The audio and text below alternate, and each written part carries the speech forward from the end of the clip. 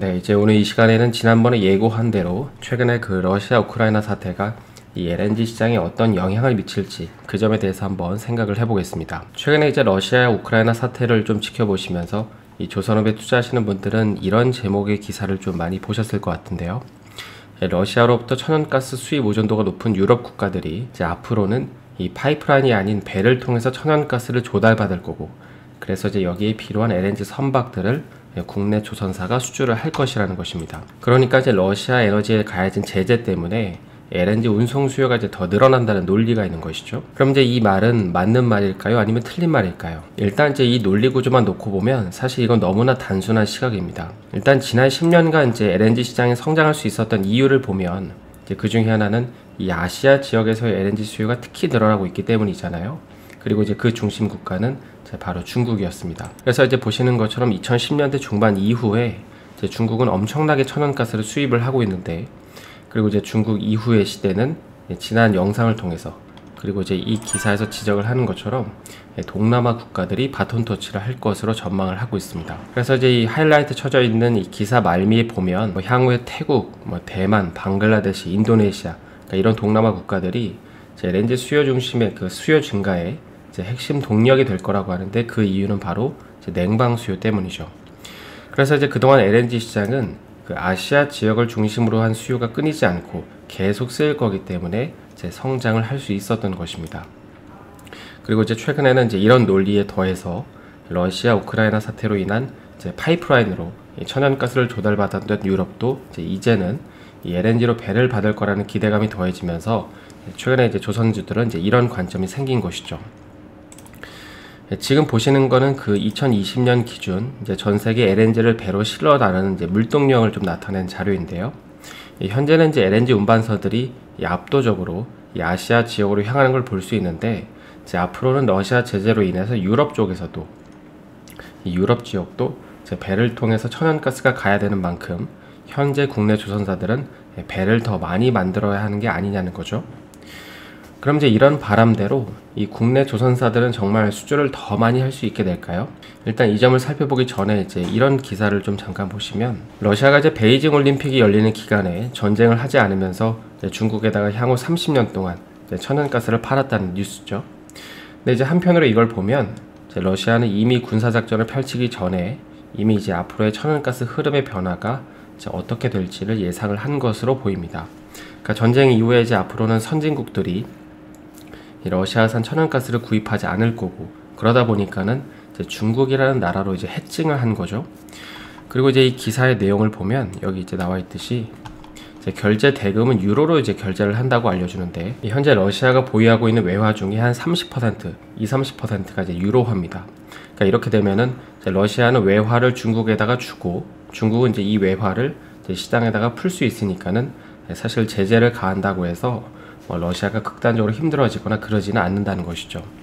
현재는 미국을 중심으로 각종 금융 제재도 당하고, 또 한편으로는 디폴트 하는 거 아니냐, 그러니까 이런 과장성 기사도 많이 나오긴 하지만, 앞으로 아무튼 러시아는 앞으로 가해질 제재에 대한 준비를 어느 정도 해놨다는 걸 알 수 있습니다. 그럼 중국이 구매한 천연가스를 러시아는 어떻게 보내줄까요? 바로 이 파워 오브 시베리아 파이프라인을 통해서 보내는데, 배로 보내는 게 아니라 보시는 것처럼 가스관으로 보내는 것입니다. 그럼 여기서 질문이 하나 생기죠. 앞으로 중국이 러시아로부터 파이프라인을 통해서 천연가스를 공급받으면 그동안 배로 천연가스를 실어서 중국에 보내던 배들은 어떻게 되냐는 것입니다. 물론 이들 배들이 갑자기 할 일이 없어지는 건 아니겠지만, 사실 그렇다고 해서 유럽으로도 가지 않습니다. 왜냐하면 유럽으로 가기에는 거리가 너무 멀기 때문이죠. 그보다는 미국에서 아시아로 보내는 배들이 유럽으로 갈 텐데, 그러다 보니까는 미국은 유럽도 가야 되고 아시아도 가야 되는 만큼 이 LNG 운반선이 더 필요하지 않다는 얘기가 그래서 나오는 것입니다. 그런데 방금 살펴본 이런 논리들도 듣기에는 얼핏 그럴싸하지만 사실 반은 맞고 또 반은 틀리다고 말할 수 있습니다. 그러니까 이건 이렇게 한번 생각을 해보시면 좋을 것 같은데요. 지금 미국을 중심으로 두고 미국에서 아시아로 오는 선박들이 이 아시아로 오는 게 아니라 유럽으로 가기 때문에 배가 더 필요하다는 거잖아요. 그런데 우리가 직관적으로도 볼 수 있듯이 미국과 유럽은 지리적으로 가깝습니다. 그러니까 거리가 가깝다는 말은 이제 운송 거리가 짧다는 거고, 그리고 이제 이 말을 달리하면 이제 LNG 물량을 자주 보내줄 수 있다는 말이기도 하죠. 왜냐하면 이제 그동안에는 이런 긴 태평양을 건너야 했기 때문에 이제 한 번 배를 보내면 장기간 이제 배가 자리를 비웠는데, 이제는 상대적으로 이제 거리가 가까워졌기 때문에 짧게 보내면서 이 선박 회전율을 높일 수 있다는 것이죠. 따라서 이제 거리가 짧아짐으로 인해서 선박 회전율이 높아지기 때문에 그 천연가스 수요가 갑자기 폭증을 하지 않는 이상 이미 선주들이 보유하고 있는 선박으로도 이제 어느 정도 커버가 된다는 것입니다. 그리고 이제 이런 점도 좀 생각을 해보시면 좋을 것 같은데요. 만약에 이제 태평양을 건너가는 게 대서양을 2번 왔다 갔다 하는 것보다 운임료가 높으면 거리가 길더라도 배들은 이 태평양 항로로 이제 가지 않을까요? 그래서 이제 정리를 해보면, 첫 번째는 이제 미국과 아시아가 아닌 미국과 유럽으로 이제 그 운항 항로가 바뀌게 되면 이제 그만큼 거리가 짧아지기 때문에, 또 그만큼 선박의 회전율을 높이면서 대응할 수 있는 만큼 갑자기 LNG 운반선 발주가 필요하지는 않을 수 있다는 것입니다. 그리고 또 이제 두 번째로 거리가 짧아진다는 거는 이제 태평양으로 나가는 것보다 이제 대서양으로 나가는 게 운임료가 더 싸다는 말인데, 이제 그런 상황에서 과연 선주들이 이 상대적으로 저렴한 운임료를 받으면서 유럽으로 배를 많이 보낼까를 생각을 해보면, 이 유럽에서 비싸게 LNG를 수입하지 않는 이상 쉽사리 대규모 발주를 내기에는 무리가 있다고 보는 것이 합리적일 것입니다. 만약에 이제 여러분이 강원도에서 이제 기차로 운송 사업을 하고 있는데, 그동안에는 이제 부산에다가만 물건을 보내줬으면 됐었는데, 이제 앞으로는 이제 왼쪽에 서울에도 물건을 보내줄 수 있게 됐다고 가정을 해보죠. 그러면 서울 노선이 생겼다고 해서 무작정 새로운 신형 기차를 구입을 할까요? 그렇지 않죠. 수요가 엄청나게 늘어나지 않는 한 이제 그보다는 이 부산으로 보내던 기차를 일부 서울로 돌려서 일을 해본 다음에 이제 판단을 할 것입니다. 그러니까 무조건 신규 노선이 생겼다고 해서 신규 발주가 나오지는 않는다는 것이죠. 그래서 이제 이런 점들을 염두에 둔 상태에서 이 기사의 내용을 보시면 반은 맞고 반은 틀린 부분을 볼 수 있습니다. 그러니까 유럽에서 천연가스가 확보가 급한 건 맞지만, 뭐 그렇다고 해서 선주들이 갑자기 무조건 선박을 신규 발주를 해야겠다는 생각을 하지는 않는다는 것이죠. 물론 이제 중장기적으로는 LNG 수요가 늘어나면서 발주량이 늘어나겠지만, 지금 당장 선주들은 러시아 제재 이슈만 놓고 봤을 때에는 발주량을 늘려야겠다 이렇게 생각하지는 이제 않는다는 것입니다. 그리고 이제 조금 더 깊게 들어가 보면 이제 이런 점도 좀 생각을 해볼 수 있는데요. 이 기사의 내용은 며칠 전에 이제 현대중공업이 그리스 다이나가스라는 곳에서 이제 20만 K급 이 대형 LNG 운반선을 수주를 했다는 내용인데, 이 조선업을 공부해 보신 분들이라면 아시겠지만 이 20만 K급이면 VLCC급의 이제 대형 선박임을 알 수 있습니다. 그러니까 지난번 영상에서 이제 VLCC 한 척이면 이제 국내에서 하루에 사용할 수 있는 원유의 양을 운반할 수 있는 배라고 말씀을 드렸잖아요.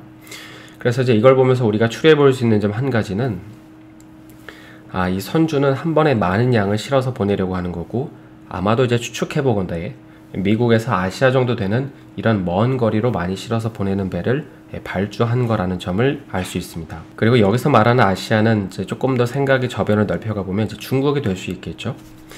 그런데 이제 며칠 전에 러시아 우크라이나 전쟁이 발발했고, 그리고 이제 앞으로 중국은 이제 러시아산 천연가스를 수입하는 상황에서, 그러면 앞으로 이 배의 활용 가치는 미래에 어떻게 될까요?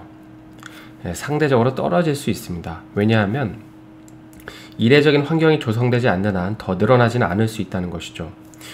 왜냐하면 이제 아까 서두에서 살펴봤듯이 앞으로 중국은 러시아로부터 배가 아니라 이제 파이프라인으로 천연가스를 조달받을 것이기 때문입니다. 그리고 설사 추가로 천연가스가 필요하더라도 그건 배가 아니라 이제 파이프라인을 통해서 받으면 되는 것이죠. 따라서 이제 이 기사만 보고 현중이 이제는 그 LNG 운반선 한 척당 2,900억까지 받고 있네 라고 생각을 하고 긍정적으로 결론을 내릴 수도 있지만, 사실 이 배가 2,900억짜리가 된 거는 그 가치보다도 이제 배의 용량이 크기 때문입니다. 그래서 이제 개인적으로는 이런 이슈들 말고 최근에 그 조선주가 급등한 이유 중에 하나는, 조만간 이제 이란 핵 협상이 타결이 되면, 사실 지난 2017년에 이란은 이 제재 완화 이후에 대규모 유조선을 발주한 이력이 있습니다. 그리고 이제 그 유조선은 이제 국내 조선사들에게 제일 중요한 선박이잖아요. 그래서 이제 이런 기대감이 좀 일시에 반영된 게 아닌가 싶은데요. 그래서 어찌됐든 이란도 다시금 이제 원유 수출을 적극적으로 하려면 이제 가지고 있는 배들에 더해서 추가적인 선박이 필요하기 때문입니다. 그리고 조금 더 나아가 보면 저번에 말씀드린 그 이스라엘 건도 관련이 있지 않을까 싶긴 합니다. 그래서 오늘은 이제 최근 러시아 우크라이나 사태가 꼭 국내 조선주들에게 수혜라고만 말할 수 없는 그 이유 한 가지에 대해서 살펴봤는데요. 원래 이제 호재로 작용할 수 있던 재료가 악재가 된 건 아니니까 그렇게 크게 비중을 두고 생각하실 필요는 없을 것 같습니다. 남은 하루도 수고하시고요. 저는 내일 다시 인사드리겠습니다.